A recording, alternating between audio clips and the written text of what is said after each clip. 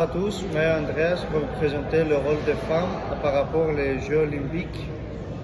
La seule femme qui pouvait regarder les matchs dans les stades était la prêtresse respective de la déesse Déméter. Dans les points, puisque les compétitions existaient, les femmes pouvaient être couronnées pendant les Jeux Olympiques. Elle était cavalière.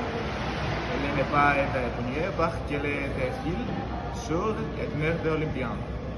Donc les femmes, le 1900, sont invitées à participer au tennis, au golf et au vol. L'américaine Margaret Tabor, gagnée en golf, devient la première femme championne olympique.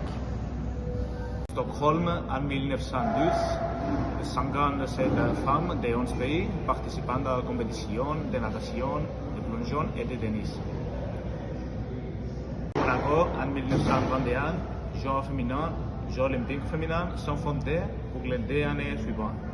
Londres, le 1945, la Néerlandaise Fanny Blanc, qui était 32 ans, remporte 4 médailles d'or et prouve que la maternité n'est pas un obstacle dans les sports de compétition. Et Alice Kostman devient la première afro-américaine qui a remporté un médaille d'or. À Barcelone en 1992, car pour la Grèce Voula Patolidou à 100 mètres aise, elle devient la première femme grecque à remporter une médaille d'or olympique féminin. Niki Baboyannis, qui a remporté la médaille d'argent au saut à hauteur sur à l'Atlante. Avec l'aide de ce tableau, on peut voir que la place des femmes en sport augmente fortement après l'année de 1976. On voit qu'on atteint le 1986 et on avait 0%. Et après de 10 ans, on voit que ça augmentait de 20%. Et finalement, en Sydney 2000, on augmente de 38%. En 2024, les Jeux de Paris 2024 seront les premiers Jeux à afficher une stricte parité entre les femmes et les hommes, parmi les 10 500 athlètes qualifiés.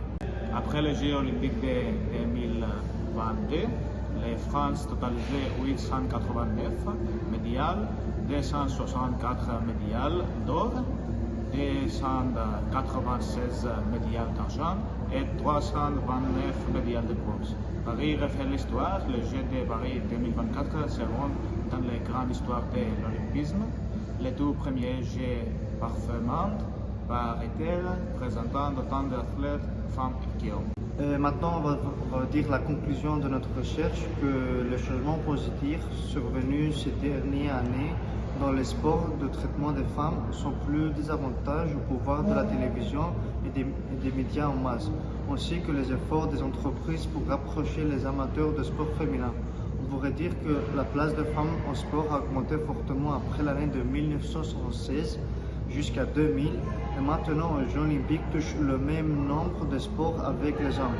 Ça montre que le rôle des femmes a changé après des années et devient égal pour les deux sexes et que la voix des femmes s'écoute. Merci beaucoup de votre attention.